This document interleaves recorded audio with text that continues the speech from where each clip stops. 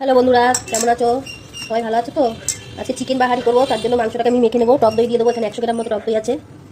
এখানে 1 kilo chicken আছে। বাকি মশলাটাও আমি এখন দিয়ে দেবো। জিরের গুঁড়ো দিয়ে দেবো 1 চামচ, হলুদের গুঁড়ো দিয়ে দেবো 1 চামচ, লঙ্কার গুঁড়ো দিয়ে দেবো 1 চামচ, আর ধনিয়া গুঁড়ো দিয়ে দেবো 1 চামচ, আর কাসেরি মেথি দিয়ে দেবো কিছুটা দিয়ে এবার এটাকে আমি মেখে 8 ঘন্টা রেখে দেবো। এবার এটাকে ঢেকে রাখবো। আমি মেখে নিয়েছি। আমি কড়াইতে তেল দিয়ে দিয়েছি। এবার ক্যাপসিকামটা আর গাজরটা ভেজে নেব।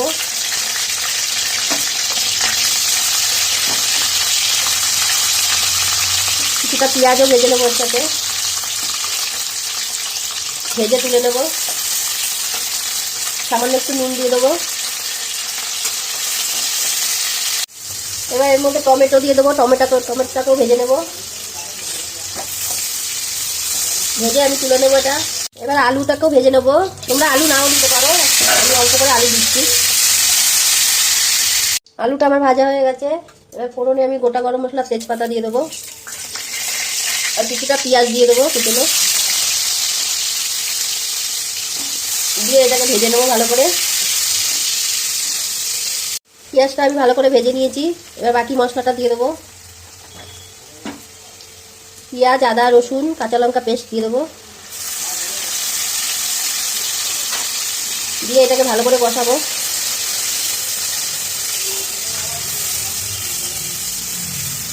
এটাকে আমি কষিয়ে নিয়েছি। এবার মাংসটা দিয়ে দেবো এর মধ্যে। মাংস আগে মশলা মাখানোই আছে, এটা দিয়ে দেবো।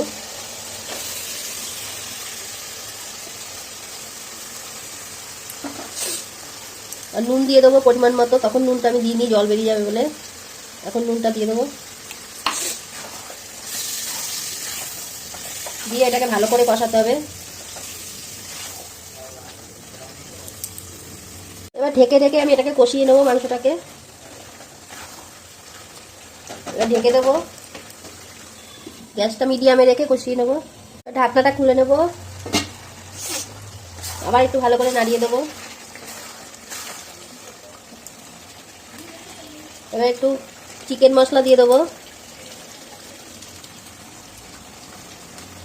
আর একটু কাশ্মীরি লঙ্কার গুঁড়ো দিয়ে দেবো।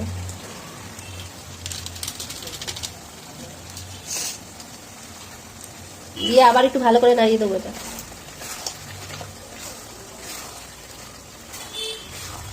এবার ঢেকে দেবো আবার, যতক্ষণ না মাংসটা সিদ্ধ হচ্ছে ততক্ষণ ঢেকে দেবো আবার। এবার ঢাকনাটা খুলে নেবো আবার। এবার আলুটা দিয়ে দেবো, আর একটু মিষ্টি চিনি দিয়ে দেবো। চিনিটা তোমরা না খেলে নাও দিতে পারো।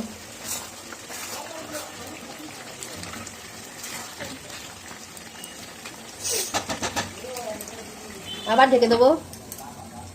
আবার ঢাকনাটা খুলে নেব। এবার অল্প করে একটু জল দিয়ে দেবো, গরম জল।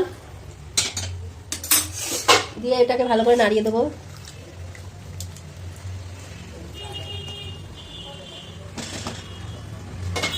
আবার ঢেকে দেবো। এবার ঢাকনাটা খুলে নেব। মাংসটা আমার হয়ে এসছে। এবার এগুলো আমি ভেজে রেখেছিলাম, এগুলো দিয়ে দেবো। ধনে পাতা দিয়ে দেবো। 1 চামচ ঘি দিয়ে দেবো।